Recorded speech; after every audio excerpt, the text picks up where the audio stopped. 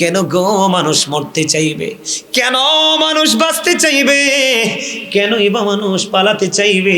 তার কারণটা কি বন্ধু? জাহান্নামীদের জন্য সবচেয়ে কম আযাব হলো আগুনের এক জোড়া জুতা। নাউজুবিল্লাহ কন্যা, রে বিরাল্লা গ্রামের আমার ভাই, আমার বাবা, আমার মা, মা গো, আমার বোনদেরকে ডেকে ডেকে বলছি গো, তোমরা হৃদয় উজাড় করে শোনো, এই জাহান্নামের আগুন এই পৃথিবীর আগুনের মতো না রে। হযরতে আবু হুরায়রা রাদিয়াল্লাহু তাআলা আনহু থেকে বর্ণিত হাদিস কানা, আমার নবী বলেছে, পৃথিবীর উম্মত হৃদয় খুলে শোনো, আজকে আমি এই বিরাল্লাহর আমার ভাই বাবা, আমার মা বোনদেরকে বলছি গো, হৃদয়ের জানালা খুলে দিয়ে আমার নবীজি জানিয়ে দিয়েছে, জাহান্নামের আগুনটা আমার আল্লাহ 1000 বছর তাপ দিয়ে উত্তপ্ত করেছে, আগুনটার রং হয়ে গেল লাল।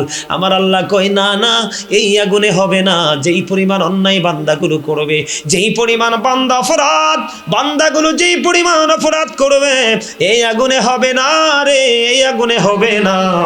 আমার আল্লাহ চিন্তা করলেন, বন্ধু 1000 বছরের তাপে হবে না, আরো 1000 বছর তাপ দিলেন, আগুনের রং হয়ে গেল সাদা। আমার আল্লাহ আরো 1000 বছর তাপ দিলেন, আগুনের রং হয়ে গেল বন্ধু কালো। এক এক করে 3000 বছর উত্তপ্ত করে বন্ধু এই জাহান্নামের আগুন কি বরাদ্দ করে রাখছে রে, ওই আগুনের এক জোড়া জুতা তোমাকে পরাইয়া দিবে। ঈদের দিনে, বিয়ের দিনে, বড় কোনো ভোজের যখন আয়োজন করা হয়, ওই ভোজের আয়োজনের দিনে গরুর গোশত যেমনি পাতিলের মধ্যে উতরানোর সময় মানুষ সেই শব্দ শুনতে পায়, তার চাইতে ভয়ঙ্কর রূপে তোমার মাথার মগজটা উতরাবে রে বন্ধু। ও বিরাল্লাহর মানুষ কেমন করে বসে রইলা ঘরে? আমার আল্লাহ বলেছে, বান্দা, আমি আমার বান্দার উপর অত্যাচার করি না। সূরা ইউনূস খুলে দেখেন বন্ধু, আল্লাহ বলেছেন, ইন্নাল্লাহা লা ইয়াযলিমুন নাসা শাইয়্যাও ওয়ালাকিন্নান নাসা আনফুসাহুম ইয়াযলিমুন। আমার আল্লাহ জানিয়ে দিয়েছে, আল্লাহ আল্লাহর বান্দার উপর অত্যাচার করে না, বান্দা নিজেই নিজের উপর অত্যাচার করে। খেয়াল করেন আল্লাহ কি ওয়াজ করতেছে। আল্লাহ বলেছেন, যারা জুলুম করে, আল্লাহু লা ইউহিব্বুজ জালিমিন, আল্লাহ বলেছে অত্যাচারীদেরকে আল্লাহ ভালোবাসে না। আমার আল্লাহ আরো বলেছেন, ওমালিজ জালিমিনা মিন আনসার, জালেমরা যখন বিপদে পড়বে, 4-5 যখন বিপদ তাদেরকে গ্রাস করে ফেলবে, আমার আল্লাহ বলেছে তাদের জন্য আমার আল্লাহ কোনো সাহায্যকারীও রাখে না। এমন বিপদে পড়ে যাবে, আগুনের একটা জোড়া জুতা পরিয়ে দিবে রে বিরাল্লাহর মানুষ, তোমার সেদিন অবস্থা পুরো প্রতিকূলে চলে যাবে। তুমি কাঁদবে, তুমি চিৎকার করবে, তুমি হাহাকার করবে। তোমাদেরকে আমি বলে দেই, কোরআন শরীফের 19 পারা সূরা শুআরার 88 নম্বর আয়াত খুলে দেখো। আমার আল্লাহ বলেছে, যেই সন্তানের জন্য গোলামি ছেড়ে দিয়েছো, যেই সন্তানের জন্য সুদ খেয়েছো, যেই সন্তানের জন্য ঘুষ খেয়েছো, যেই সন্তানের ভবিষ্যতের জন্য নিজের জীবনকে কুরবানি করে দিয়েছো, আমার আল্লাহ বলেছে, বান্দা কেমন করে তো বোকা হলি রে, কোনো ভালো আলেমের সাথে প্রেম লাগাইতে পারলি না। আমি আল্লাহ বলে দিলাম, কোরআন শরীফের 19 পারা সূরা শুআরার 88 নম্বর আয়াতে আমার আল্লাহ বলে দিয়েছেন, ইয়াউমা লা ইয়ানফাউ মালু ওয়ালা বানুন। আমার আল্লাহ বলেছে, বান্দারে, বিরাল্লাহর মানুষ, তোমার ধন সম্পদ সন্তান সন্ততি সেই দিন কোনো কাজে আসবে না। তাহলে তুমি কি করলা? তোমার কত বড় বিপদ তুমি ডেকে আনলা। এখানে শুধু ক্ষান্ত নয়, আমার আল্লাহ জানিয়ে দিয়েছে, আল্লাহ বলেছে, হাবিব, আপনি উম্মতগুলোকে, আপনার উম্মতগুলোকে সাবধান করেন, তাদেরকে রেড সিগন্যালটা আপনি জানিয়ে দেন, তাদের অবস্থা কত ভয়ানক হবে। ও বন্ধু, জাহান্নামের আগুনে শুধু মানুষ পড়বে না, জাহান্নামে বন্ধু, জাহান্নামীদের জন্য খাবারও ব্যবস্থা আছে। জোরে জোরে কন্যা নাউজুবিল্লাহ। এর মধ্যে ভয়ঙ্কর একটা খাবারের নাম পেলাম কোরআন খুঁজে, যেটার নাম হলো বন্ধু কাঁটাযুক্ত ফল জাক্কুম। নাউজুবিল্লাহ বলেন না।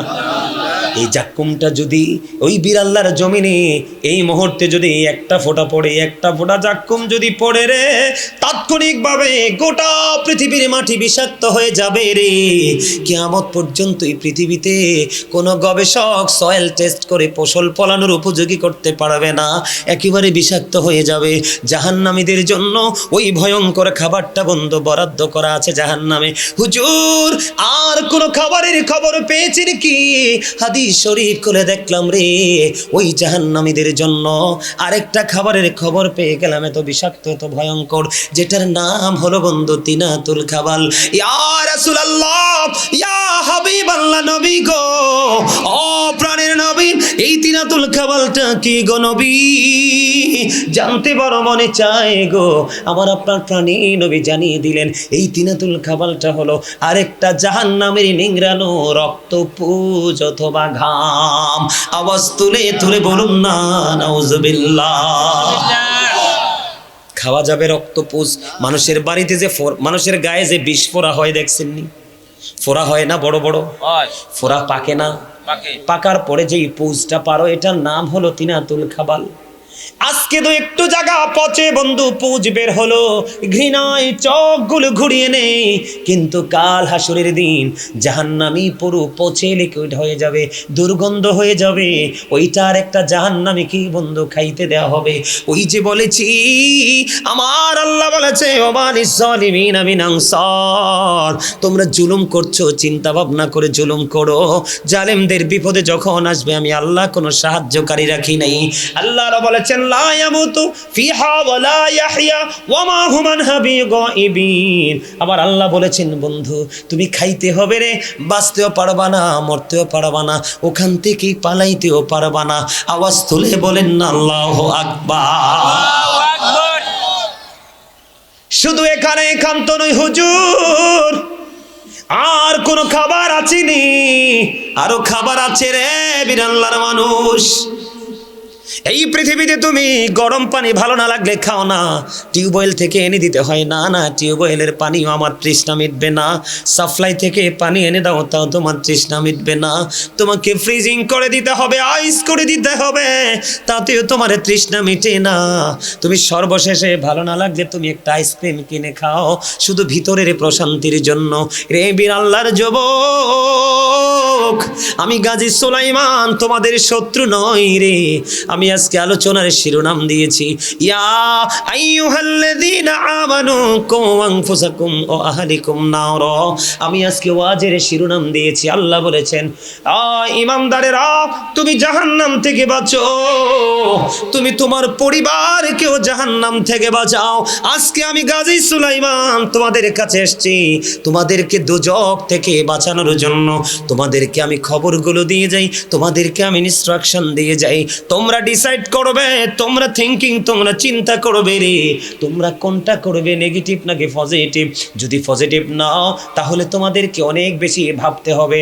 আর যদি তোমরা বলো না না হুজুর আমি কোনো চিন্তা করব না, আমি যেমন করে চলছি তেমন করে চলবো, ভবিষ্যতে যা হবার হবে, তাহলে তোমার জন্য আমার কোনো উপদেশ নেই। উপদেশ হলে যারা চিন্তা করতে পারবে তাদের জন্য। তোমরা শুনে রাখো বন্ধু, পৃথিবীতে বিভিন্ন কোয়ালিটির পানি তুমি পান করতে পারো, যেই কোনোভাবে তোমার তৃষ্ণা ফেরায় মিটাইতে হবে। কিন্তু বন্ধু যদি তুমি জাহান্নামী হও, আমার নবী বলে দিয়েছেন, তোমার যখন কলিজা চিরে যাবে, হা হা করবে, খা খা করবে, তোমার চিৎকার সেদিন কেউ শুনবে না। ও বন্ধু, আল্লাহ বলেছে, বান্দা শুনে রেখো, তোমরা যখন আমি আল্লাহ তোমাদের উপর জুলুম করি না, তোমরা নিজেই নিজের উপর জুলুম করো। জুলুম করলে আমি আল্লাহ জানিয়ে দিলাম তোমাদেরকে ভালোবাসি না। তোমরা যদি বিপদে পড়ো, আমি তোমাদের জন্য কোনো সাহায্যকারীও রাখি নাই। তোমরা সিদ্ধান্ত করো কি করবা। যখন পানির তৃষ্ণা লাগবে তুমি পাগল হয়ে যাবে। ওই যে আবারও বলছি, তুমি যতই পাগল হও, বাঁচার সুযোগ নাই, মরার সুযোগ নাই, পালাবার সুযোগ নাই। তোমার জন্য উত্তপ্ত গরম পানি বরাদ্দ আছে। আগুনের বর্ণনা কিন্তু একটু আগে সংক্ষিপ্ত একটা হাদিস দিয়ে দিয়েছি। এই পানিটা মাথার বন্ধু জাহান্নামীদের মাথায় ঢেলে দিবে। মাথায় ঢেলে দিতে দেরি রে, পেটের মধ্যে ঢুকে যাবে বন্ধু। হাদিস শরীফের মধ্যে এসেছে, আপনার আমার প্রাণী নবী বলে দিয়েছেন, 2 রানের মধ্যখানে দিয়ে বন্ধু আমার মা চাচি জেঠিরা পায়েস রান্না করে কি করে না? হালুয়া রুটি আমরা খাই কি খাই না? হালুয়া রুটি রান্না হয় প্রায় সময় বন্ধু বাঙালির ঘরে একটা ঐতিহ্য খাবার, ঠিক কিনা বলেন? প্রায় সময় আটা দিয়ে ময়দা দিয়ে হালুয়া রুটি করা হয়, হয় কি হয় না? এই হালুয়াটা বন্ধু যেমন লিকুইড হয়, অথবা আপনারা জুস খান কিনা, প্রাণ জুস, বিভিন্ন ম্যাঙ্গো জুস খান কিনা, প্রোটিকা খান কিনা, এটা যেমন লিকুইড হয়, গরম পানি মাথায় দিতে দেরি, পেটে ঢুকতে দেরি হবে না। ওই লিকুইড জাতীয় খাবারের মতো 2 রানের মধ্যখান দিয়ে গলে গলে পচে পচে বের হতে থাকবে, আর তুমি চিৎকার করতে থাকবে। তবে সমষ্টিগত জাহান্নামের কথা বললাম, কিন্তু জাহান্নামের কর্মের উপর কিন্তু সাজাটা আলাদা আলাদা হবে। যেমন আমি আপনাদেরকে যদি এক্সাম্পল দেই, আমার বাংলাদেশের নারী পুরুষ মানুষকে নিয়ে গীবত করতে বেশি পছন্দ করে, কথা কন না কেন? এক্সাম্পল দেই বন্ধু, যেই পুরুষগুলো দোকান চাটা এগুলো বেশি গীবত করে, যেই মহিলাগুলো ঘরে থাকতে পছন্দ করে না, এই ঘর থেকে ওই ঘরে যেতে বেশি পছন্দ করে, ওই মহিলাদের যাওয়া আসার কারণই হলো গীবত করা। আমি কারো শত্রুতা নিয়ে বন্ধু বলছি না, বাস্তবতা বলছি। আপনারা যেমন একটা সমাজে আছেন, আমিও তেমন একটা সমাজে আছি, আমি এটা দেখে দেখে অভ্যস্ত হয়েছি। এই জন্য বলি, ওই যে আমি ছোট্ট করে এক্সাম্পল দিচ্ছি, কেমন এক্সাম্পল, এক একটা পাপের এক একটা সাজা। আমার নবী একদিন সাহাবায়ে কেরামদেরকে নিয়ে একটি জায়গায় বন্ধু দাঁড়ালেন, খেয়াল করেন, বিরক্ত হন না, এগুলোর দরকার আছে না নাই? আমার নবী সাহাবায়ে কেরামদেরকে নিয়ে একটা জায়গায় দাঁড়ালেন, হঠাৎ করে বিকট একটা দুর্গন্ধ আসলো, যেই দুর্গন্ধ পৃথিবীর মানুষ কোনোদিন পায়নি। এমন একটা দুর্গন্ধ যখন আসলো, আমার নবীজি সাহাবায়ে কেরামদেরকে ডেকে ডেকে বললেন, সাহাবীরা রে, তোমরা কি বলতে পারো এই দুর্গন্ধটা কোত্থেকে আসলো? এবার সাহাবীরা ডেকে ডেকে বলে, ইয়া রাসূলুল্লাহ, ইয়া হাবিবাল্লাহ, নবী গো, এই দুর্গন্ধটা কোত্থেকে এসেছে এটা আল্লাহ এবং আল্লাহর হাবিব ভালো জানে। এই কথা বলতে দেরি আমার নবী জি বলে, তাহলে এবার শোনো। নবী গো, কিসের দুর্গন্ধ? নবীজি বলেছেন, এই দুর্গন্ধটা হলো ওই ব্যক্তি থেকে আসছে। এই ব্যক্তিটা কে গো? ও নবী, এই ব্যক্তিটা কে? আমার নবী বললেন, ওই ব্যক্তিটা মুমিনদেরকে নিয়ে গীবত করতেছে, এই কারণে তার মধ্য থেকে এত বেশি দুর্গন্ধ বের হয়েছে। এই দুর্গন্ধটা বাতাসের সাথে এসে আমাদের নাকে লাগছে। জোরে জোরে কন্যা নাউজুবিল্লাহ। গীবত হলো মরা ভাইয়ের গোশত খাওয়ার সমান। আমি আপনাদেরকে বলি, ইতিপূর্বে শুনছেন কিনা জানি না, আপনার আমার প্রাণে নবী বলেছেন, যে পৃথিবীর বুকে যাকে নিয়ে গীবত করবে, সমালোচনা করবে, নবীজি বলেছেন ওই ব্যক্তির নিকটবর্তী করা হবে কাল হাসরের দিনে। নিকটবর্তী যখন হবে, হওয়ার পরে বলবে, তুমি তো এতদিন দুনিয়ায় তারা কি করেছো? জিন্দা মরা ভাইয়ের গোশত খেয়েছো, এখনো তুমি তার গোশতটা খেতে থাকো। বন্ধু, গীবতের সাজাটা দেখেন। আমার নবী বলেছে, আমার আল্লাহর ওয়াদার অপেক্ষা করার কোনো সুযোগ নাই। সে মুখটাকে ভেঙচাবে আর কামড়ে কামড়ে চিবিয়ে চিবিয়ে চিবিয়ে চিবিয়ে মানুষের গোশত খাবে। এইটা হলো বন্ধু গীবত করনেওয়ালার সাজা। জোরে জোরে কন্যা নাউজুবিল্লাহ, আরো জোরে বলেন না নাউজুবিল্লাহ। এবার আসেন, মোবাইল আছে নিয়ে একটা দিতে পারবেন না আমারে? দেন। এই যে একটা মোবাইল, কিছু করা লাগবে না, এটা মোবাইল চিনেন তো সবাই? বন্ধুরে আমার, এই মোবাইলের মাধ্যমে তাৎক্ষণিকভাবে মানুষ অন্যায় করে। কেমন অন্যায় জানেন? নবীজি বলেছেন, নবীজি বলে দিয়েছেন, মানুষ হাসতে হাসতে এমন অপরাধ করে রে, মাসরিক থেকে মাগরিব পর্যন্ত জাহান্নামের দিকে এগিয়ে যায়। তার মানে পৃথিবীর এক প্রান্ত থেকে আরেক প্রান্ত পর্যন্ত যত দূরত্ব, ততটুকু সমপরিমাণ জায়গা মানুষ জাহান্নামের দিকে এগিয়ে যায়। হুজুর, হাসতে হাসতে পাপটা কি? যেমন ধরেন মিথ্যা কথা, আমি আছি কোথায়? কংসনগর, কিন্তু আমি যদি বলতাম আমি আছি দেবিদ্বার বাজারে, এটা মিথ্যা কিনা? আরো জোরে বলেন, মিথ্যা কিনা? আমার দিকে তাকান, মিথ্যা বলা মুনাফিকের নমুনা। মুনাফিকের 3টা নমুনা। একটা হলো কথা যখন বলবে মিথ্যা বলবে। সে যখন কেউ যখন তার কাছে আমানত রাখবে সেটা খেয়ে ফেলবে। সে যখন ওয়াদা দিবে ওয়াদা ভঙ্গ করে ফেলবে। একদিকে মিথ্যাবাদী, আরেকদিকে মুনাফিক। আমার দিকে তাকান, আল্লাহ কোরআনে বলেছে ইন্নাল মুনাফিকিনা ফিদ দারকিল আসফালি মিনান নার। আবার আল্লাহ বলেছেন the hypocrites will be in the lowest place of hell. মুনাফিকরা জাহান্নামের সর্বনিম্ন স্তরে থাকবে। এবার আসেন বন্ধু, মিথ্যা কথাটা, এটার প্রতিফলটা কেমন হবে, ভয়ঙ্করতা কেমন হবে? বন্ধুরে আমার নবীজি বলেছেন একটা মানুষ যখন যেই কোনো অজুহাতে মিথ্যা কথা বলে, কি বলে?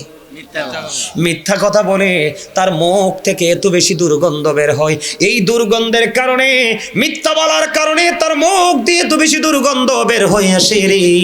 এই দুর্গন্ধের কারণে তার সিকিউরিটি হিসাবে যে ফেরেশতা তার সাথে নিয়োজিত আছে, মুখের দুর্গন্ধ সইতে না পেরে 1760 গজ দূরে এসে তাকে ছেড়ে চলে যায়। তার মানে 1 মাইল দূরে চলে যায়।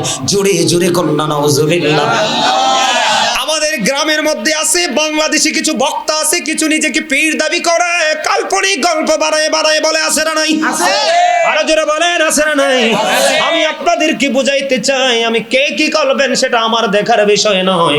আমার নবীজি বলেছেন যেটা জানবা সেটাই জানিয়ে দিবা, এটা তোমাদের দায়িত্ব। বন্ধুরি আমার নবীজি বলেছেন কাল্পনিক গল্প বানিয়ে বলে মানুষের মনে আনন্দ দেওয়া, এটাও মিথ্যার অন্তর্ভুক্ত, এটাও মিথ্যার অন্তর্ভুক্ত, এটাও মিথ্যা। কারণ কাল্পনিক গল্পের কোনো বাস্তবতা নাই। কথা বলেন না কেন? আসেনি বাস্তবতা? আমার নবী শব্দটা 3 বার ইউজ করেছে। যে মিথ্যা বলল, কাল্পনিক গল্প বানিয়ে মানুষকে খুশি করলো, মানুষের হৃদয়ে জায়গা করে নিল, এটাও মিথ্যা। নবীজি বলেছেন সে ধ্বংস, সে ধ্বংস, সেই ধ্বংস। 3 বার বলেছি। তার জন্য ঠিকানা হলো বন্ধু জাহান্নামের একেবারে সর্বনিম্ন স্তর। জোরে জোরে কন্যা নাউজুবিল্লাহ। এবার আসেন বন্ধু মিথ্যাবাদী। কিছু কিছু মিথ্যাবাদী আছে এই ঘর থেকে ওই ঘরে মিথ্যা প্রচার করে। এই কিছু কিছু মিথ্যাবাদী আছে এই দোকান থেকে ওই দোকানে মিথ্যা কথা প্রচার করে। কিছু কিছু মিথ্যাবাদী আছে এই সৌমনি থেকে ওই সৌমনিতে মিথ্যা কথা প্রচার করে। কিছু কিছু মিথ্যাবাদী আছে লেখার মাধ্যমে মিথ্যা প্রচার করে, আছে না নাই? এটা আমার বানানো গল্প নয়, সামুরা ইবনে জুনদুব রাদিয়াল্লাহু তাআলা আনহু থেকে হাদিসটা বর্ণিত। হাদিস এসেছে বন্ধু বুখারী শরীফের মধ্যে। আমার দিকে তাকান, আমি আপনাদেরকে কি বুঝাইতে চাই, এই ওয়াজ আপনার আমার জীবনে বেশি প্রয়োজন। দাদা ভাই কি বলেন? আপনার কি পছন্দ হয় আমার ওয়াজটা? এই যে দেখেন মোবাইল, এই যে দেখেন ক্যামেরা, সোশ্যাল মিডিয়ার মাধ্যমে একজন ভদ্রলোককে কলঙ্ক দেখে লাগাইয়া কালা করে দেয়, আছে না নাই? মিথ্যার মাধ্যমে। কিসের মাধ্যমে? মিথ্যার মাধ্যমে। আপনারা আমার দিকে তাকান, কেউ সকাল থেকে বিকেল পর্যন্ত, কেউ 1 জুমা থেকে আরেক জুমা পর্যন্ত, কেউ 1 মাস থেকে আরেক মাস পর্যন্ত, কেউ এই বছর থেকে ওই বছর পর্যন্ত কন্টিনিউয়াসলি মিথ্যা চড়াইতে থাকে। মিথ্যাবাদীর সাজাটা কেমন দেখেন। আমার দিকে তাকান, খেয়াল করেন। আমার নবীজি একদিন কি করলেন, সাহাবীদেরকে বললেন, বুখারীতে এসেছে হাদিসটা, সাহাবীরা রে তোমাদের মধ্যে এমন কি কেউ আছো রে স্বপ্ন দেখেছো? সাহাবীরা বললেন না গো না নবী, আমরা কোনো স্বপ্ন দেখিনি। এবার আমার নবী বললেন আমি একটা স্বপ্ন দেখেছি, তোমরা শুনবে কি? ইয়া রাসূলুল্লাহ শুনবো গো। অনেক লম্বা হাদিসটা, তবে মিথ্যা নিয়ে যেহেতু বলছি একটুখানি বলি। চাচা ভালো লাগেনি? ভালো লাগে না। এবার কি করলেন, আমার দিকে তাকান। নবীজিকে 2 জন ফেরেশতা আসলেন, ইয়া রাসূলুল্লাহ চলেন আপনাকে নিয়ে ভ্রমণ করব। নবীজি ভ্রমণে বের হলেন, অনেকগুলো ভয়ঙ্কর দৃশ্য তিনি দেখতে পাইলেন। এর মধ্যে একটা দৃশ্য দেখতে পাইলেন, আমার দিকে তাকান। একটা লোক বন্ধু এমনি গদির মধ্যে চিত হয়ে হেলান দিয়ে শুয়ে আছে, আর দেখলেন আরেকজন লোহার শক্ত চিরুনি দিয়ে একদিক দিয়ে তার চামড়াটা তুলে ফেলছে, আরেক দিক দিয়ে বন্ধু জোড়া লাগতেছে। একদিক দিয়ে তারা চামড়াটা ছিলতেছে, আর একদিক দিয়ে জোড়া লাগতেছে। এমনি করে করে করে বন্ধু এই থেকে এই পর্যন্ত চামড়া খালি তুলতেছে আর জোড়া লাগতেছে। নবীজি বলল, ও আমার সঙ্গীরা তোমরা বলো রে এই মানুষটার এই সাজাটা কন্টিনিউ জীবিত অবস্থায় কেন এই সাজাটা চলতেছে? নবী গো, এটা হলো শ্রেষ্ঠ মিথ্যাবাদী। এটা সকালে ঘুম থেকে উঠে এমন ভাবে মিথ্যা প্রচার করত। বন্ধু এখন বাংলাদেশে মিথ্যা সংবাদ পাঠক পাঠিকা আছে না নাই? পত্রিকার কলম লেখার কলাম লেখার মতো আছে না নাই? এই বাড়ি থেকে ওই বাড়ি মিথ্যা প্রচার করার আছে না নাই? প্রপাগান্ডা ছড়ানোর মতো আছে না নাই? এই মিথ্যা থেকে সমাজের ঘরের বাড়ির বন্ধু সুখ নষ্ট হয়ে যায়। আল্লাহ বলেছেন ইবেন খুনাখুনি পর্যন্ত হয়। আল্লাহ বলেছেন অল ফিতনাতু আসাদ্দু মিনাল কতল। সমাজের মধ্যে জাতির মধ্যে মিথ্যার মাধ্যমে বন্ধু গীবতের মাধ্যমে যে কোনো মাধ্যমে অস্থিতিশীল পরিবেশ তৈরি করা, এটা হত্যার চেয়ে বড় জঘন্য অপরাধ। জোরে জোরে কন্যা নাউজুবিল্লাহ, আর জোরে বলেন না নাউজুবিল্লাহ। আমার ওয়াজটা বুঝতে পারতেছেন না আপনারা? পারেন? এবার আপনাদের এই বিড়াল্লাতে কেউ সুদ খায়নি? আছে আছে। আমি আপনাদেরকে বলি, আমার নবীর ওই হাদিস মনে পড়ে গেল। আমার নবী বলেছেন কিয়ামতের আগে ঘরে ঘরে মানুষ সুদ খাইবে। কেউ যদি চায় আমি সুদ খাইব না, সুদের বাতাস পর্যন্ত তার গায়ে লাগবে, কারণ সুদখোরের সংখ্যা বেড়ে যাবে। ওই হাদিসের মিথ্যাবাদীর যে হাদিসটার একটা অংশ বললাম, ওই হাদিসের আরেকটা অংশ, নবীজি একটা দৃশ্য দেখার পরে এবার বন্ধু নবীজি ঘুরতে ঘুরতে ঘুরতে ঘুরতে একটা রক্তের নদীর কাছে গেলেন। রক্তের নদীর কাছে গিয়ে দেখলেন ও বন্ধু, একটা লোক রক্তের নদীতে সাঁতার কেটে কেটে কেটে কেটে পাড়ে আসতে চায়, কিন্তু তিনি কোনোভাবেই বন্ধু পাড়ে আসতে পারে না। ও বন্ধু, কত করুণ, কত হৃদয় বিদারক ঘটনা। হাজার চেষ্টা করেও সে কুলে আসতে পারে না। একজন বড় বড় পাথর নিয়ে কুলের মধ্যে দাঁড়িয়ে আছে। কুলে আসতে চাইলে পাথর মারে, কুলে আসতে চাইলে পাথর মারে। আপনারা বলেন নির্দিষ্ট সময়ের পরে রক্তের কি গন্ধ কয় না সুঘ্রাণ কয়? আর জোরে কন্যা গন্ধ। এবার এই লোকটা রক্তের নদী থেকে পাড়ে আসতে চায়, কোলে আসতে চায়, কোলে আসতে পারে না, কোলে আসতে পারে না। পাথর মেরে মেরে তাকে বিতাড়িত করা হয়। আমার নবী সঙ্গী ফেরেশতাদেরকে প্রশ্ন করলো, তোমরা বলো না এই লোকটা কে রে, তার অপরাধটা কি? এবার ওই ফেরেশতারা ডাক দিয়ে বললেন, নবী গো, ও প্রাণের নবী, এই লোকটাকে আল্লাহ রক্তের নদীর মধ্যে কন্টিনিউয়াসলি রেখে দিয়েছে। তার কারণ হলো সে পৃথিবীতে সুদ খাইছে। এখন আমার আপনার প্রশ্ন হতে পারে, সুদখোরকে কেন রক্তের নদীতে নিমজ্জিত করে দেওয়া হলো? এটার কারণ হলো বন্ধু, আমি আপনাদেরকে বলি, আমরা টাকা যদি ইনকাম না করি বাজার করতে পারবো না, বাজার যদি না করি রান্না হবে না, রান্না যদি না হয় খেতে পারবো না, খেতে যদি না পারি শরীরে কোনো রক্ত উৎপাদন হবে না। আপনাদেরকে বোঝাই, টাকা যদি হারাম হয় আপনার বডির রক্তটাও বন্ধু হারাম। আপনি তো সুদ খাইলেন না, অসহায় দুস্থ গরিব মানুষের রক্তগুলো আপনি চষে নিয়ে আসলেন। আপনি এই সুদের টাকার সুগে কত মা হার্ট অ্যাটাক করে মারা যায়। এই সুদখোরের তাণ্ডবে কত বাবা বন্ধু বাড়ি ছাড়া হয়ে যায় রে, বিটে ছাড়া হয়ে যায়। এদিক দিয়ে গরিবের শরীর শুকায় টেনশনে, খাবারের অভাবে, টাকার সুগে। আর সুদখোর শুধু মোটা হতে থাকে রে। এই মোটা শরীর সুদখোরের জন্য সবচেয়ে বড় অভিশাপ। জোরে কন নাউজুবিল্লাহ। শুধু এখানে একান্ত নয়, আমার কথা আপনারা কি রাগ হন? যদি কেউ সুদ খেয়েও থাকেন আজকের পরে ছেড়ে দিবেন, আমি অনুরোধ করে যাব। বন্ধু আমার নবীজি মেরাজে গেলেন, এটা মেরাজের চাঁদ। জি জি জি জি। নবীজি যখন মেরাজে গেলেন, যাওয়ার পরে এদিক তাকান, এক একটা মানুষের পেট এক একটা ঘরের মতো বড় বড়। জিব্রাইলকে আমার নবী বললেন, জিব্রাইল বলে দাও না এই বড় বড় পেটওয়ালা মানুষগুলো এরা কারা রে? এবার জিব্রাইল ডেকে ডেকে বলেন, ইয়া রাসূলুল্লাহ, ইয়া হাবিবাল্লাহ, নবী গো, এরা দুনিয়ার সুদখোর।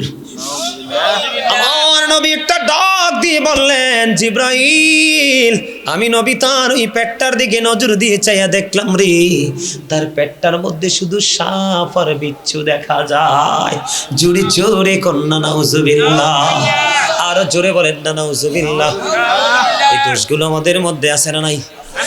কেউ যদি 10 টাকা দিয়া জামা বানায়, কয় টাকা? 10 টাকা দিয়া যদি একটা জামা কিনে বন্ধু, 9টা টাকা হালাল, 1টা টাকা সুদের। নবী কইছে এই জামা পরে কিয়ামত পর্যন্ত নামাজ পড়তে পারবা, নামাজ আল্লাহ পর্যন্ত পৌঁছাবে না। কারণ আমার নবীজি বলেছেন, লা তুকবালু সালাতুম বিগাইরি তুহুর ওয়ালা সাদাকাতুম মিন গলল।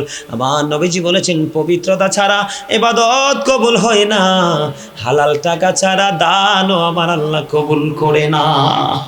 ঠিক যাবেন কই?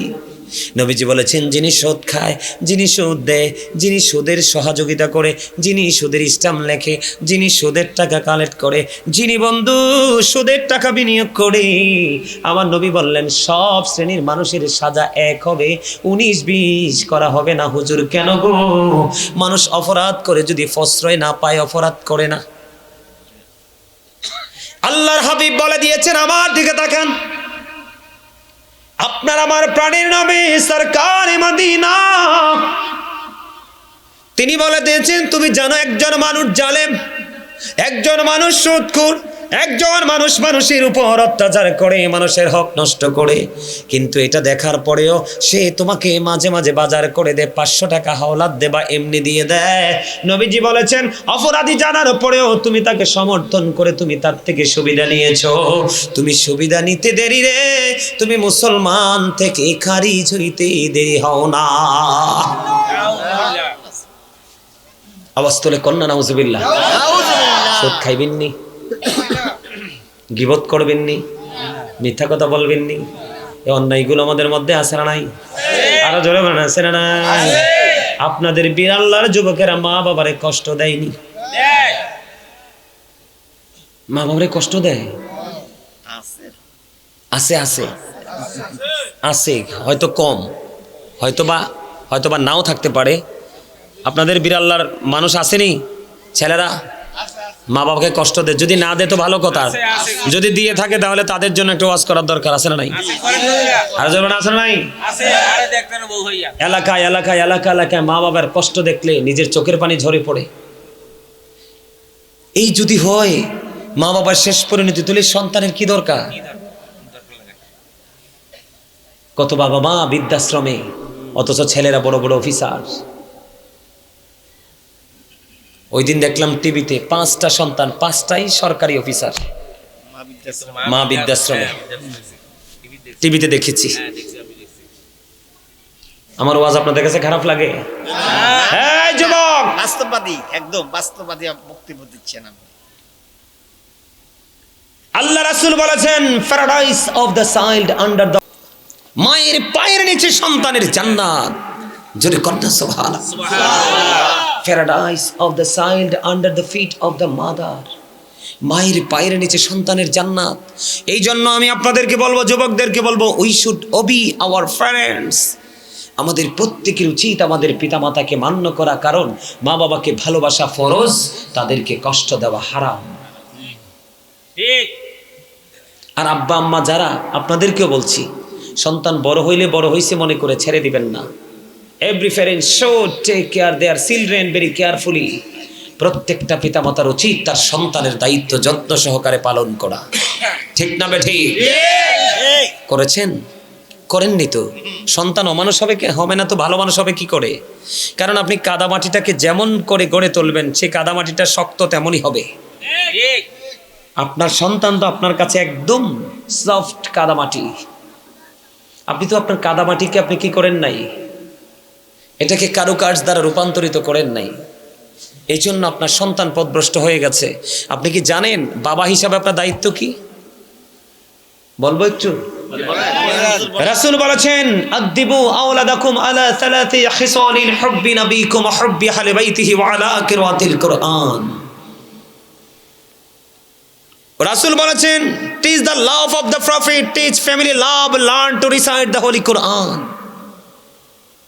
নবীজি বলেছেন, হুব্বি নবিকুম, teach the love of the prophet. তোমরা তোমাদের সন্তানদেরকে নবীর প্রেম শিখাও, কারণ নবীর প্রেমের মধ্যে সকল শিক্ষা, সকল সমাধান। সেকেন্ড টাইম নবীজি বলেছেন, হুব্বি আহলি বাইতিহি, টিচ ফ্যামিলি লাভ। নবীর পরিবারের সম্পর্কে তুমি বাচ্চাকে কি দাও? টিচিং দাও, শিক্ষা দাও। এরপরে নবীজি বলেছেন, আলা কিরাতিল কোরআন, learn to recite the Quran. তোমার সন্তানকে কোরআন তেলাওয়াত শেখাও, কারণ Allah is all in all, follow his law and light for eternal success. আল্লাহু আকবার। আরো জোরে বলেন আল্লাহু আকবার। মারে কষ্ট দেন। আমি আজকে আবার বাবাকে নিয়ে শুরু করব। এখনকার ছেলেরা বাবাকে অমূল্যায়ন করে না। ঠিক। আমার নবীর কাছে একজন এসে প্রশ্ন করলেন, ইয়া রাসূলুল্লাহ, ইয়া হাবিবাল্লাহ, নবী গো, ও প্রাণের নবী, যুবক তোমরা খেয়াল করে শোনো, তুমিও একদিন বাবা হবে রে। যেদিন বাবা হওয়ার পরে সন্তানের আঘাত পাইবা, সেদিন বুঝবা তোমার আঘাত বাবার কলিজায় কেমন করে তীরের মতো লাগছে। আমার নবীজির কাছে একজন এসে প্রশ্ন করলো, ইয়া রাসূলুল্লাহ, আমার বাবা আমার উপার্জিত সম্পদ নিজের মতো করে খরচ করতে চায়। খেয়াল করেন, সন্তান আরজি নিয়ে গেছে কার কাছে? অভিযোগ নিয়ে গেছে রাসূলের কাছে। নবী গো, আমার উপার্জিত অর্থগুলো বাবা নিজের মতো খরচ করতে চায় গো নবী, আমি কি করব? আমার নবী আবার একটা ডাক দিয়ে বললেন, শুধু তোমার উপার্জিত অর্থ নয়, তুমি নিজেও তোমার বাবার সম্পদ। জি তো বলতে পারলেন না? বাবা আমার ওয়াজের পক্ষে নাই আপনারা, না? না, আছে আছে। তো জিটা ভালো করে বললেন না, কি মজার কথা খেয়াল করছেন নি? তুমি গেছো আমার টাকা খরচ করে আমার বাবা, আমার নবী কই তোমার টাকা না, শুধু তুমিও তোমার বাবার সম্পদ। বাবা তোমাকে যেমনি মন চায় এমনি নাচাবে, না শব্দ ইউজ করতে পারবা না। এটার নাম হলো বাবা। উপমাটা খুব কঠিন হইছে। আমার নবী বলেছেন, যেই সন্তানের প্রতি বাবা বাধ্য, বাবা নারাজ, ও বীর আল্লাহর যুবকেরা শুনে রেখো, তোমার বাবা যদি তোমার উপর নারাজ হয়, আমার নবীজি বলেছে আমার আল্লাহ তোমার উপর নারাজ। তুমি দরখাস্ত দিতে পারবা, চিঠি লিখতে পারবা, জীবনের শুরু থেকে শেষ পর্যন্ত একটা চিঠির জবাবও আমার আল্লাহ দিবে না। আমার আল্লাহ তোমার চিঠির জবাব দিতে প্রস্তুত নয়। আল্লাহ কেন প্রস্তুত নয়? আল্লাহ রোমিও বাণী লৌহে মাহফুজের কোরআন, যেটাকে বলা হয় দা হোলি কোরআন। আল্লাহ কয়, বান্দা আমার ওই কোরআন, এই কোরআন আমি আল্লাহর জবান, আমি আল্লাহর কথা। তোমরা তোমাদের বাবা মার মর্যাদা কত বেশি রে, ওই কোরআনের দিকে চোখ মেলে তাকিয়ে দেখো। আমার আল্লাহ বলেছেন, ওয়াবুদুল্লাহ ওয়ালা তুশরিকু বিহি শাইয়্যান ওয়া বিল ওয়ালিদাইনি ইহসানা। তোমরা আল্লাহর ইবাদত করো, আল্লাহর সাথে কাউকে শরীক করিও না, কোনো কিছুকে শরীক করিও না। ও বিল ওয়ালিদাইনি ইহসানা, মা বাবাকে ভালোবাসতেই থাকো। এর জন্য আমি একটা কবিতা লিখছি, বলবো?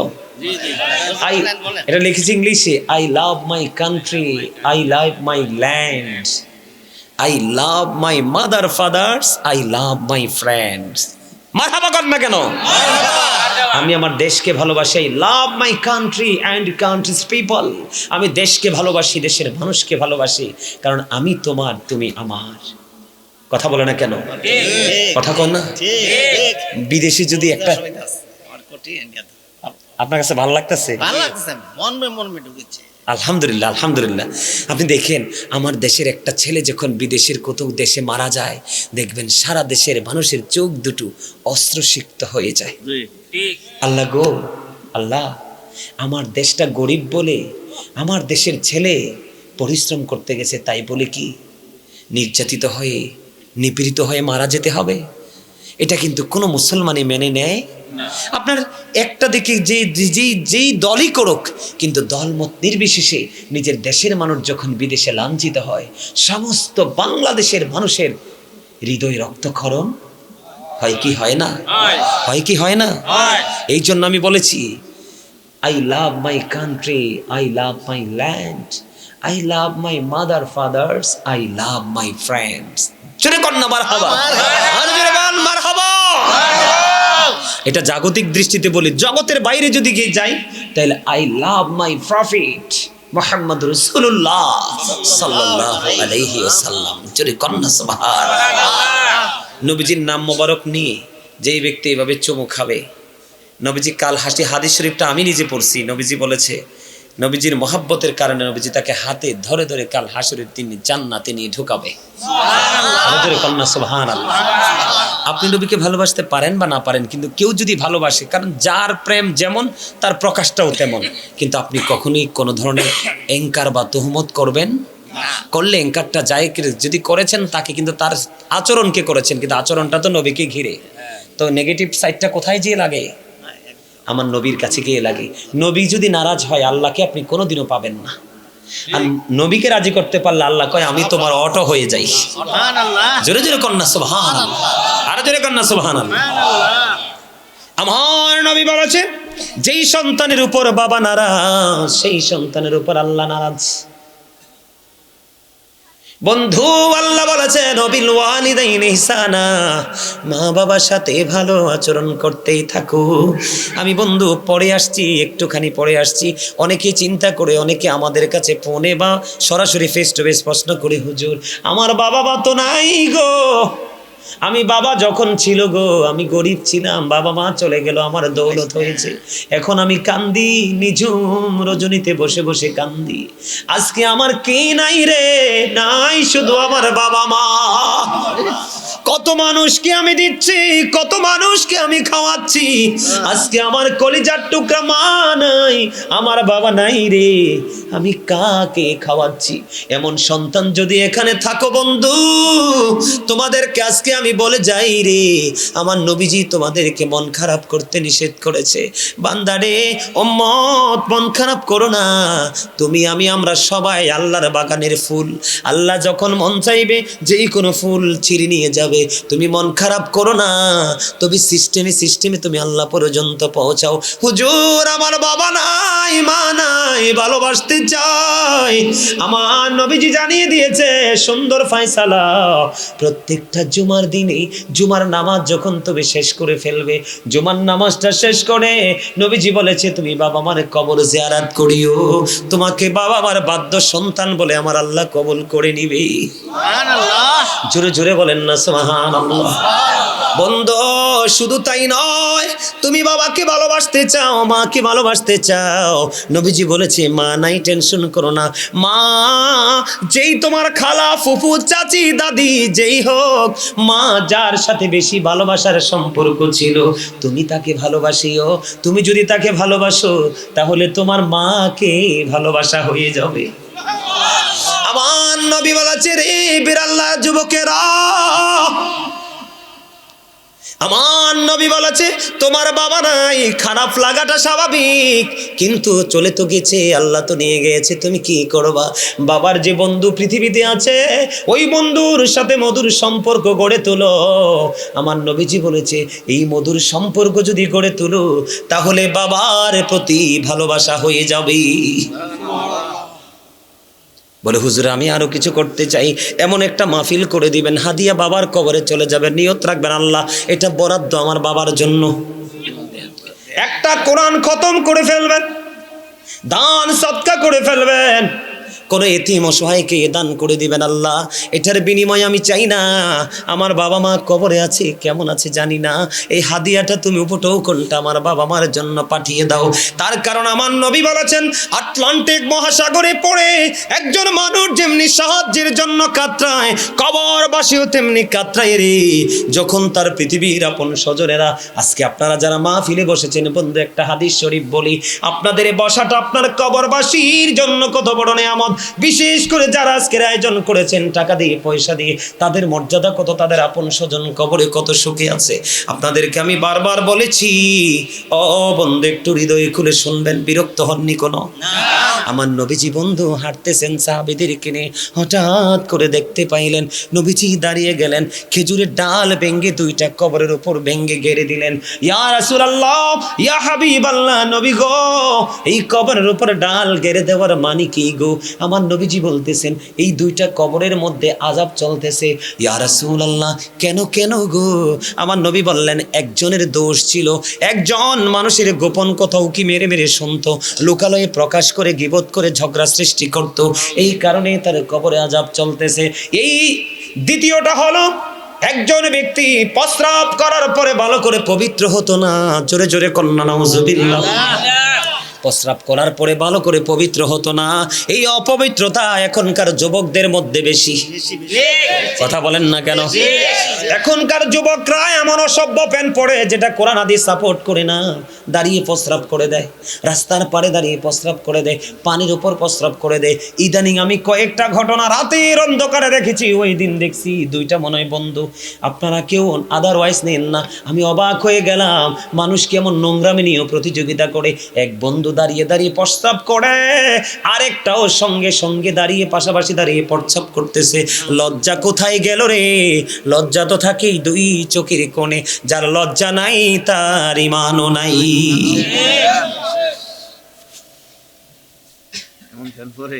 এবার নবীজি, ইয়া রাসূলুল্লাহ, দুইটা কবরের মধ্যে আযাব চলতেছে বুঝতে পারলাম, কিন্তু খেজুরের ডাল দুইটা কেন কেড়ে দিলেন? নবীজি বললেন, খেজুরের ডাল দুইটা যতক্ষণ পর্যন্ত ওই কবর দুইটার উপরে সবুজ থাকবে ততক্ষণ পর্যন্ত আমার আল্লাহর জিকির করবে, আর যতক্ষণ জিকির চলবে রে ততক্ষণ এই কবরবাসীর কবর আযাব আমার আল্লাহ বন্ধ করবে। জোরে জোরে কন্যা সুবহানাল্লাহ। আজকে বীর আল্লাহর আশেপাশে যতগুলো কবর, সকল কবরবাসীরা খুশি, আপন স্বজনদের জন্য তারা দোয়া করতেছে। বন্ধু, যেদিন আপনি ওই কবরে চলে যাবেন সেদিন আপনিও সেটা ফিল করতে পারবেন, কিন্তু কিছু করার থাকবে না। বুদ্ধিমান যদি হন এখনই কিছু আয়োজন করে নিয়ে যান। কথা বলেন ঠিক না বেঠিক? প্রস্রাবটা নিয়ে একটুখানি বলবো কিনা? প্রস্রাব করাটা নিয়ে আমি বলি, ম্যাক্সিমাম যুবক, কারণ মিম্বরে যখন দাঁড়াই জুমা পড়ানোর জন্য, খুতবা দেওয়ার জন্য, পাশেই বন্ধ প্রস্রাবখানা। মসজিদে কিন্তু আগে আসে না, এখনকার ছেলেরা কিন্তু মসজিদে জুমায় আগে যায় না, কম্পিটিশন করে সবার পরে যায়, সালামটা ফিরাইতে দেরি যুদ্ধ করে বের হয়ে যায়। এই নামাজ দিয়ে কোনোদিন আল্লাহর দিদার মিলবে না। আমার মূল মিশনটা, মূল জায়গাটা হলো বন্ধু, মূল থিঙ্কিংটা হলো ওইটা। হুজুর, আমার নবীজি আমার দিকে তাকান। সাদ বিন মুআজ রাদিয়াল্লাহু তাআলা আনহু যখন ইন্তেকাল করলো, ইন্তেকাল করার পর ওনার কবরের পাশে দাঁড়ায় দাঁড়ায় আমার নবী দোয়া করে। সাহাবীরা প্রশ্ন করলেন, ইয়া রাসূলুল্লাহ, সাদ বিন মুআজের কবরের পাশে দোয়া করার মানে কি গো?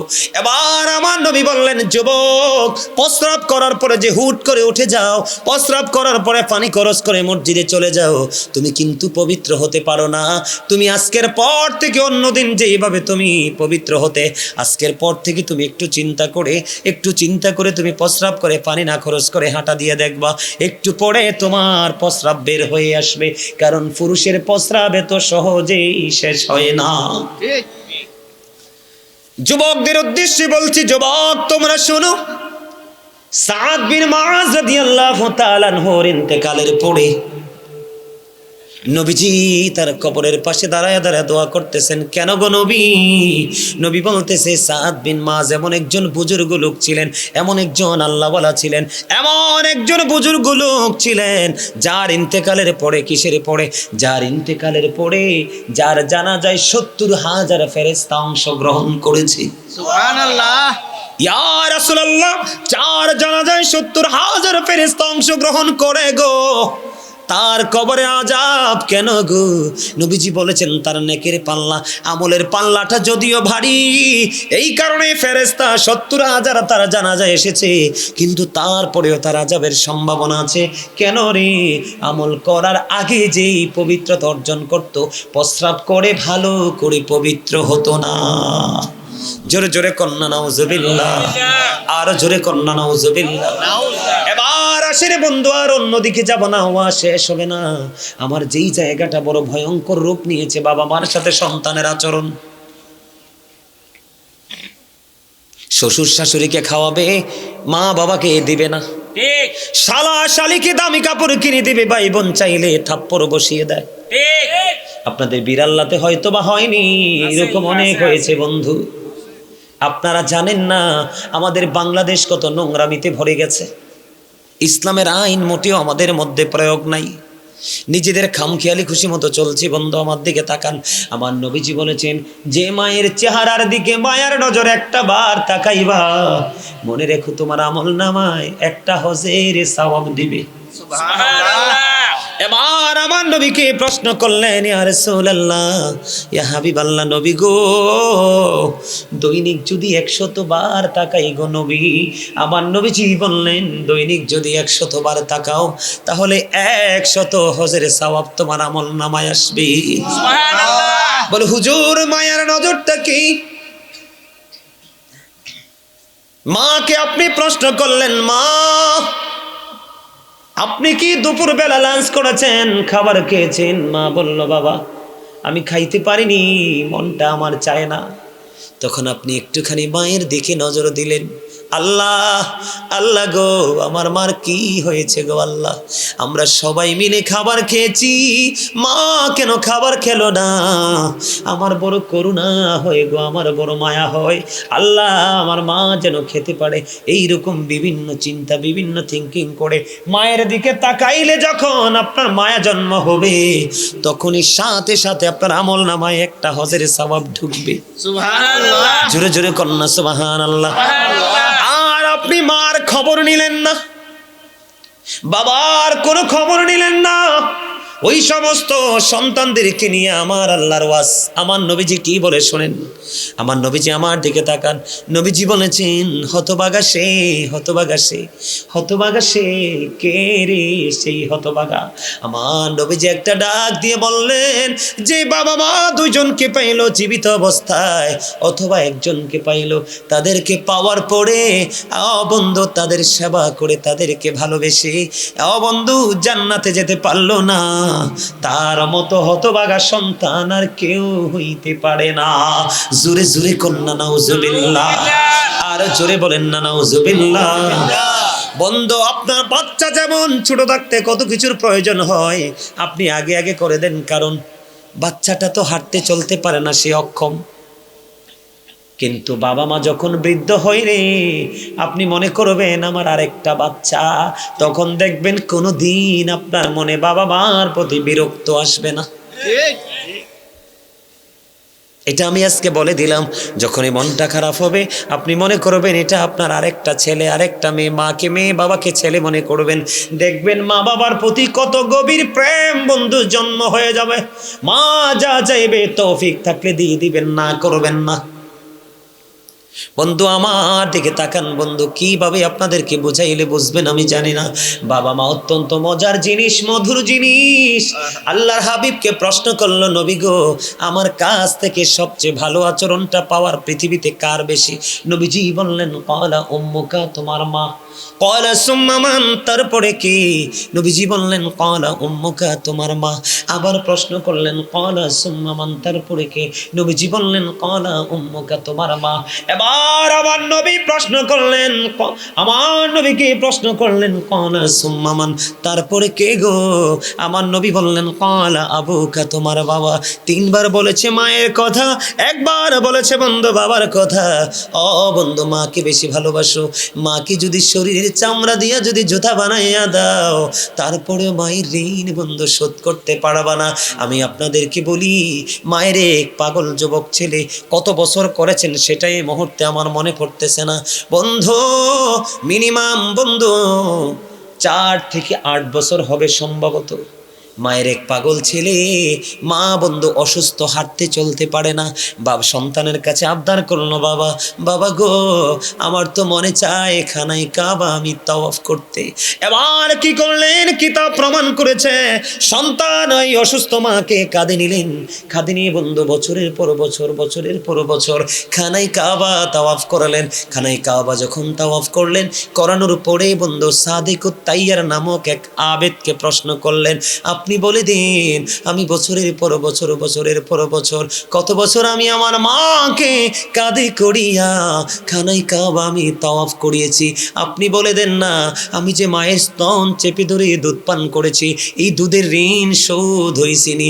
এবার ওই সাদিকুত তাইয়ার একটা ডাক দিয়ে বলে, বন্ধু তোমার হায়াত যদি 50,000 বছর যদি হয় রে, 50,000 বছর যদি মাকে কাঁধে করিয়া তুমি যদি ঘুরাও, তুমি একটা নিঝুম রাত্রিতে মা প্রস্রাবের মধ্যে পড়ে রইল, তোমার কষ্ট হবে বলে তোমার ঘুম ভাঙালো না।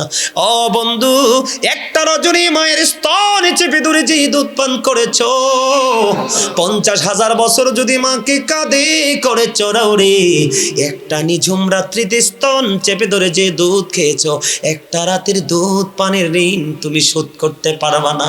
এমন করে কেমন করে কষ্ট দাও রে বন্ধু। আমি যদি আমার ব্যক্তিগত কথা যদি বলি রে, আমি কোনো দিন আমার মায়ের মলিন চেহারা দেখতে পারি না। যদি দেখি আমার বাবা মা, বিশেষ করে মা যদি দেখি চেহারা মলিন হয়ে গেছে রে, আমার কাছে মনে হয় আমার পৃথিবী বন্ধু ছোট হয়ে গেছে। মা হলো সুখ, মা না মা শব্দটা এমন একটা পৃথিবী, সেই পৃথিবী সন্তানের জন্য পুরো নিরাপদ। পৃথিবীর সব জায়গায় গেলে আপনার ভয় আছে রে, মায়ের আঁচল তোলে সন্তানের কোনো ভয় নাই। মায়ের প্রেমিক সন্তান যেটা মা হারাইছে সে বুঝে রে মায়ের বিরহ কত যন্ত্রণার। পৃথিবীতে কত নারীর চেহারা দেখে রে, মার চেহারা কোথাও দেখা যায় না। রাস্তায় গেলে কত বৃদ্ধ লোকের দেখা মিলে রে, বাবা কোথায় হারিয়ে গেল, বাবাকে খুঁজে পাওয়া যায় না। ও বিরাল্লার যুবকেরা, বাবার কলিজায় আগুন দিও না, মার কলিজায় আগুন দিও না। মনে রাখবা পৃথিবীতে যদি সন্তানের সুখ, সন্তানের মন বুঝে রে, সেটা হলো বাবা মা। তোমার বউ কিন্তু তোমার মন বুঝবে না, শাশুড়ি তোমার মন বুঝবে না, শ্বশুর তোমার মন বুঝবে না। তোমার যদি না থাকে বাবা মা, তোমার কাছে চাইবেও না। মুসা নবীর জীবনী থেকে ছোট্ট একটা ঘটনা বলবো, শুনবেননি? এই আলোচনাটা করে আমি শেষ করে দিব আলোচনা বন্ধু। মুসা কালিমুল্লাহর জীবন। মুসা কালিমুল্লাহ একদিন আল্লাহর কাছে প্রশ্ন করলেন, আল্লাহ আমার সাথে আমার উম্মতের মধ্যে বন্ধু হয়ে কে গো জান্নাতে যাবে? এবার আমার আল্লাহ বললেন, মুসা চলে যাও ওই বলক শহরে। মুসা চলে গেলেন বলক শহরে, যাইয়া দেখলেন লোকটা বন্ধু এত বিশ্রী, যার নাম হলো আলী বিন মুআফিক। আলী বিন মুআফিক যাইয়া দেখলেন, মুসা আশ্চর্য হয়ে গেলেন। আলী বিন মুআফিকের চেহারা তো বিশ্রী, এত কুশ্রী। মুসা নবী চিন্তায় পড়ে গেল, কেমন করে তো বিশ্রী এত কুশ্রী চেহারার মানুষটা। আমি মুসা নবী, আপনারা মুসা নবীর লকব জানেননি? 1,24,000 নবী রাসূলের মধ্যে মুসা, আল্লাহ রাব্বুল আলামিন 8 জন নবীকে স্বর্গ থেকে স্বর্গীয় উপাধি দিয়েছেন। একজন হলো মুসা কালিমুল্লাহ, মুসা স্পোক টু আল্লাহ, মুসা আল্লাহর সাথে কথা বলেছি। এমন মর্যাদা সম্পূর্ণ মুসা কালিমুল্লাহ। মুসা আশ্চর্য হয়ে গেল, এমন বিশ্রী এমন কুশ্রী চেহারার মানুষ কেমন করে আমি মুসার সাথে বন্ধু হয়ে জান্নাতে যাবে? রহস্য উদ্ঘাটন করতে হবে। এবার মুসা নবী দাঁড়িয়ে দাঁড়িয়ে দেখলেন ওই কসাই গোস্ত বিক্রি করলো। করতে করতে করতে করতে বন্ধু সবচেয়ে সুন্দর যেই গোস্তের জায়গাটা প্যাকেট করে আলাদা করে রেখে দিল। মুসা কালিমুল্লাহ বন্ধু ওই আলী বিন মুআফিকের সঙ্গে সঙ্গে গোস্ত যখন বিক্রি হয়ে গেল, মুসা নবী তার সঙ্গে সঙ্গে বাড়ি গেল। যাওয়ার পরে যাইয়া দেখলেন এমন বৃদ্ধা মা, হাঁটতে পারে না, চলতে পারে না। ব্যবসার কাজের জন্য বের হতে হবে, কারণ মুমিনের ব্যবসাটাও ইবাদত। মুমিন যে মূলা ক্ষেত করেছে এটাও ইবাদত, মুমিন খেজুর বাগান করেছে এটাও ইবাদত, মুমিন সিমের বাগান করেছে এটাও ইবাদত। মুমিনের সব কিছু বন্ধু আমল, মুমিনের সবগুলো ইবাদত, কোনো কিছু বিপন্ন হয় না। এবার মুসা নবী যাইয়া দেখলেন বৃদ্ধা মা হাঁটতে পারে না, চলতে পারে না। ওই বৃদ্ধা মাকে আলী বিন মুআফিক সকালবেলা সুন্দর করে খাওয়াইয়া দাওয়াইয়া একটা ঝুড়ির মধ্যে আরাম করে বসাইয়া রাইখে আসছে। মা তুমি থাকো, আমার জন্য দোয়া করো, আমি ব্যবসাটা শেষ করে আসছি। ছেলে ব্যবসা যদি করে পেটের জন্য, জীবন জীবিকার জন্য, কিন্তু কলিজাটা মার কাছে রাইখা আসছে। আবার মুসা নবী দেখলেন, যাইয়া দেখে মাকে খাঁচা থেকে বন্ধু নামাইলো। নামানোর পরে মাকে পরিষ্কার পরিচ্ছন্ন করলো। মুসা নবী দেখতেছে, ওই মুসা নবী দেখতেছে মায়ের পাগল ছেলে আলী বিন মুআফিক সারাদিন পরিশ্রম করেছে, ক্লান্ত। সে নিজের ক্লান্তি বুঝতে দেয় না, মার জন্য খাবার তৈরি করলেন, গোস্ত রান্না করলেন, মারে খাওয়াইলেন। খাওয়াইয়া টাওয়াইয়া বন্ধু এবার গেলেন আলী বিন মুআফিক একটু ফ্রেশ হতে হবে, হাত মুখ ধুতে হবে, ক্লান্তি দূর করতে হবে। খেয়াল করেন কেমন সন্তান। সব শেষ করে মুসা চাইয়া দেখলেন বুড়িমা হাত তুলে বসে আছে আল্লাহর দরবারে। বুড়িমা, মা গো বলো না তুমি কি দোয়া করেছো? এবার বুড়িমা ডাক দিয়ে বললেন, তুমি কে রে? এবার মুসা ডাক দিয়ে বললেন, আমি এই জামানার নবী মুসা কালিমুল্লাহ।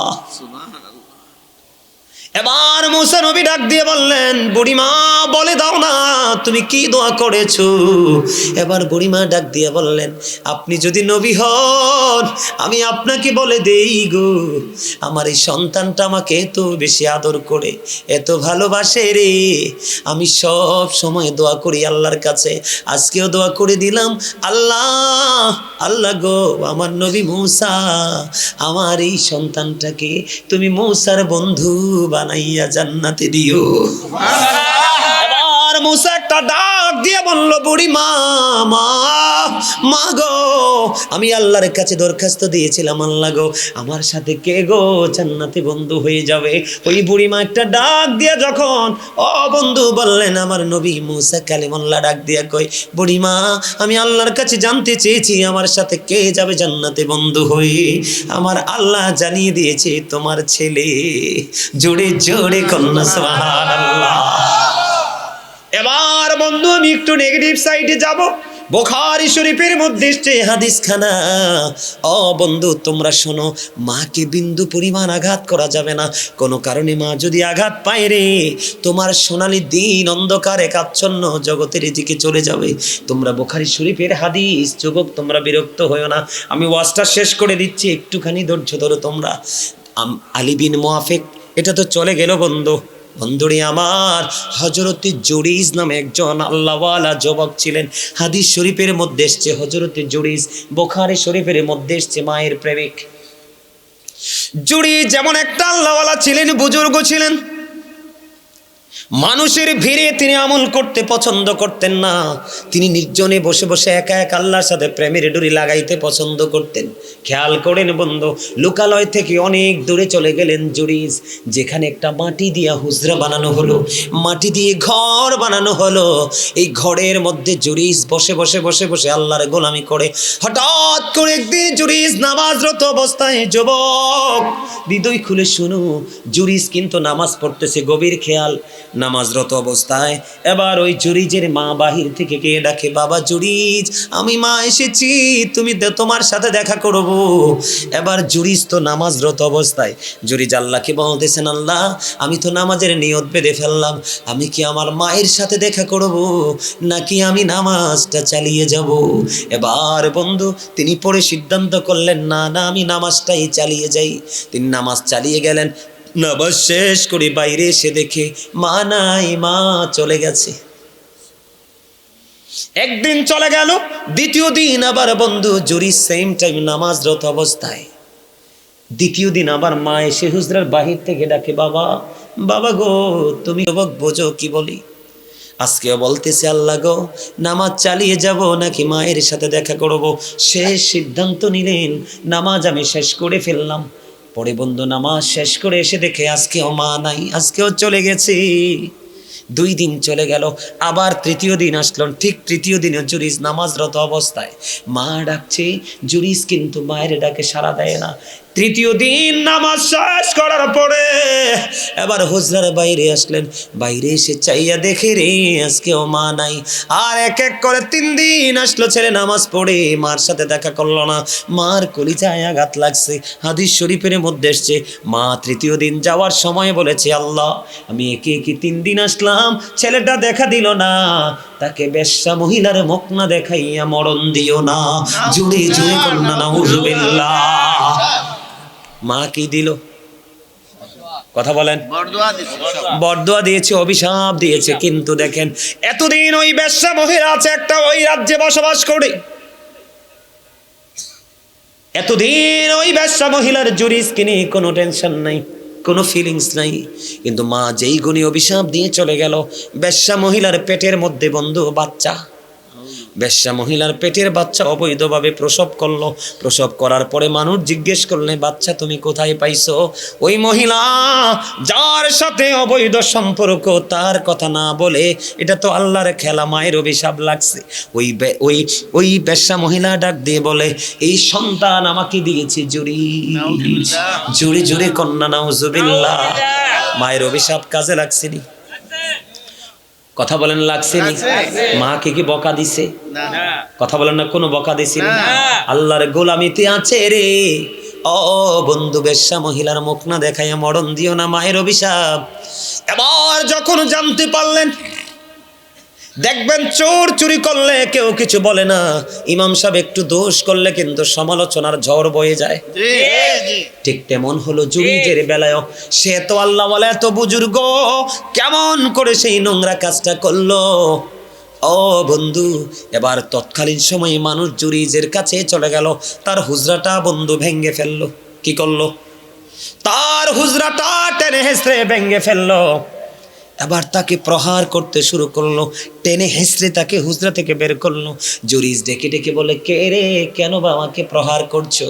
এবার মানুষগুলো ডেকে ডেকে বলে, তোমাকে প্রহার করার কারণ হলো ওই বেশ্যা মহিলার সাথে তুমি মেলামেশা করেছো। অথচ সরল মনা জুরিজ কিছুই তো জানে না। মূলত অভিশাপ হলো মায়ের। কার কথা বলেন, কার অভিশাপ? এবার বন্ধু জুরিস কত বুজুর্গ দেখেন, তারপরে মায়ের অভিশাপ লেগে গেল।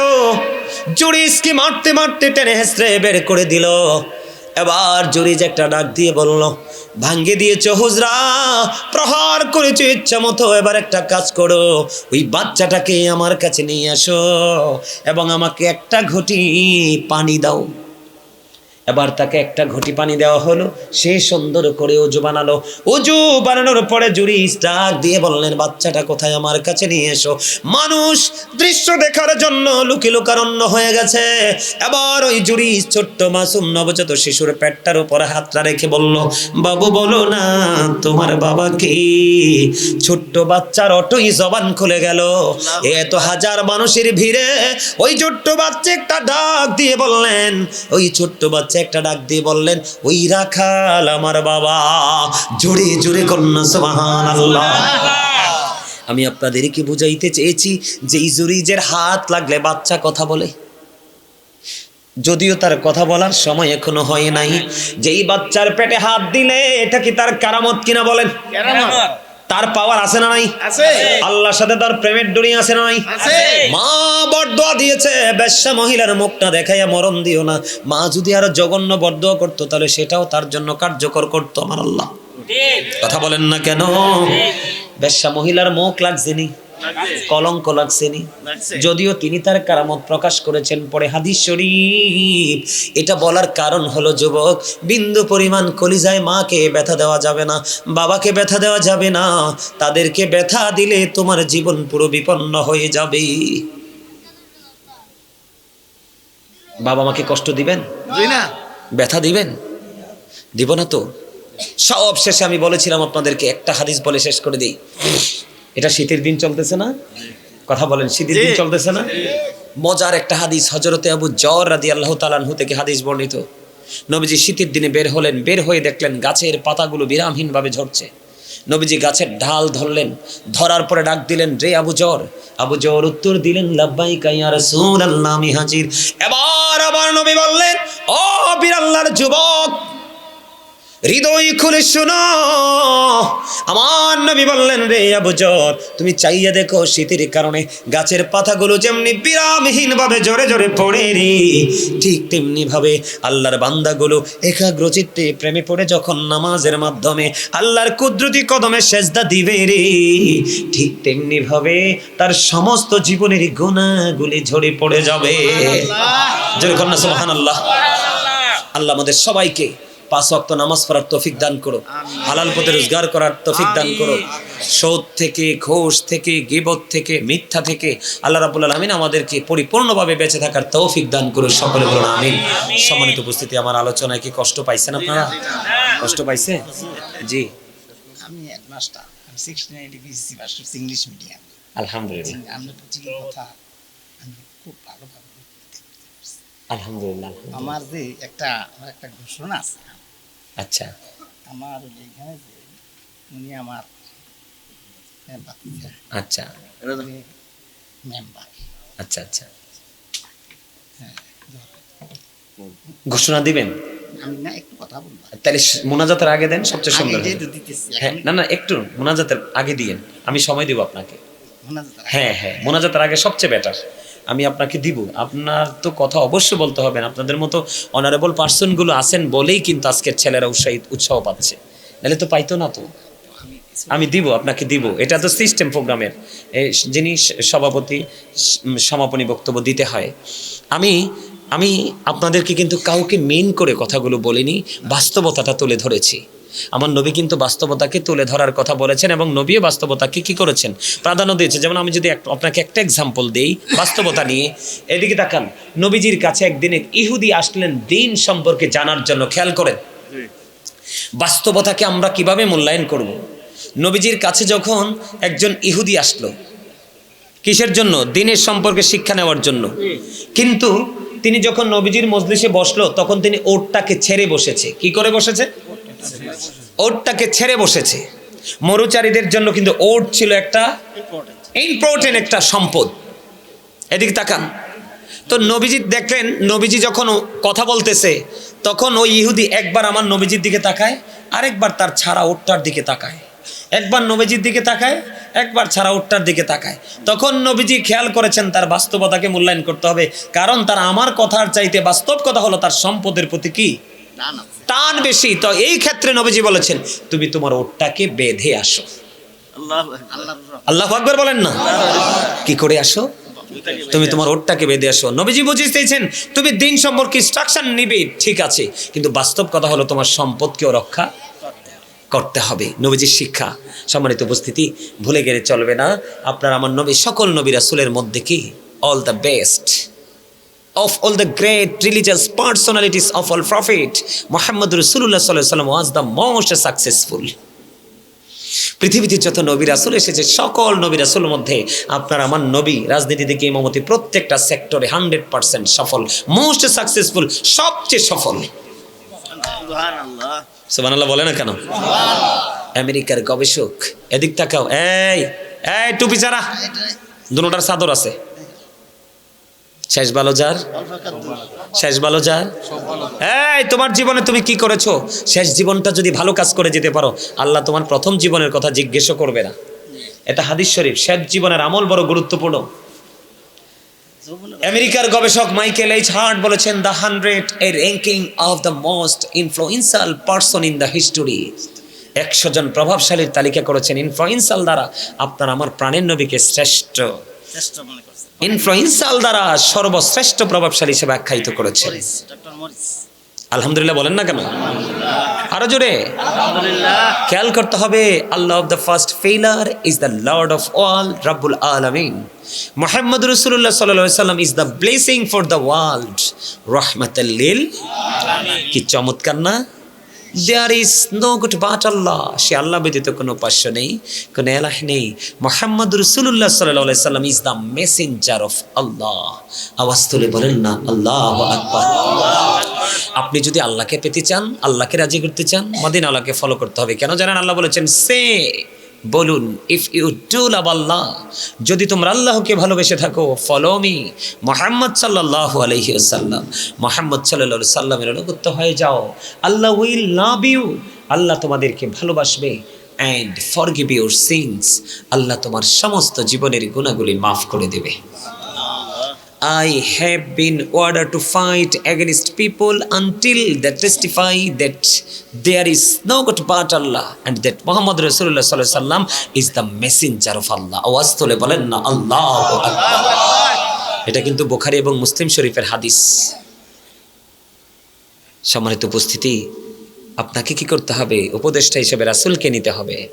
আর রাসূলকে যদি পাইতে চান, রাসূল ওয়ালা আলেমদের সাথে আপনার প্রেমের ডুরি লাগাইতে হবে। তাহলে আপনার দুনিয়া এবং আখিরাত, প্রেজেন্ট অ্যান্ড ফিউচার দুটোকেই আপনি ব্রাইটনেস করতে পারবেন। ঠিক কিনা?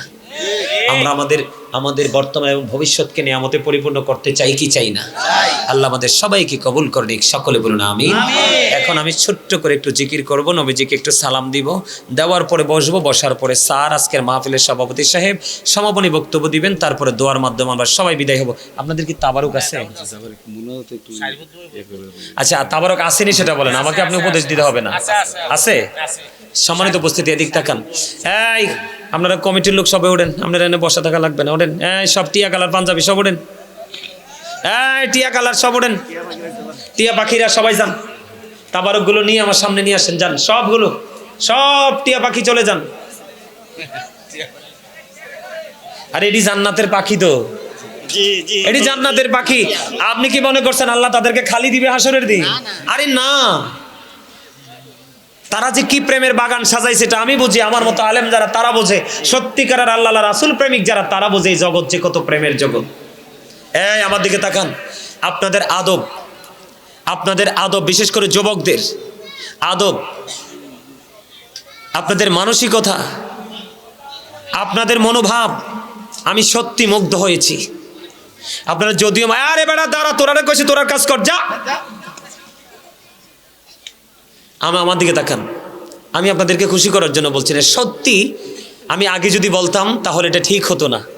স্যার যেহেতু টিচার, আমি দীর্ঘদিন টিচিং প্রফেশনে ছিলাম, এখন এই ব্যস্ততার কারণে আর পারি না। আবার হাজার হাজার স্টুডেন্ট আছে, চুল্লি দাড়ি এমনি পাকে নাই।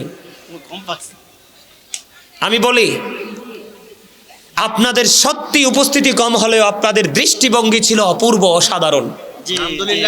এত চমৎকার ছিল আপনাদের চাহনি, পলকহীন দৃষ্টি, আমি মুগ্ধ হয়েছি। কোয়ান্টিটির চেয়ে কোয়ালিটি বেশি। আমি আপনাদের এই উপস্থিতি এবং মনোযোগকে অন্তর থেকে মোবারকবাদ জানাচ্ছি। যুবক ভাইদেরকে বলছি, আমি তোমাদেরকে নিয়ে শঙ্কিত, তোমাদেরকে নিয়ে আতঙ্কিত, কারণ তোমাদেরকে নিয়ে ভয়, তোমরা পথভ্রষ্ট হয়ে যাচ্ছ।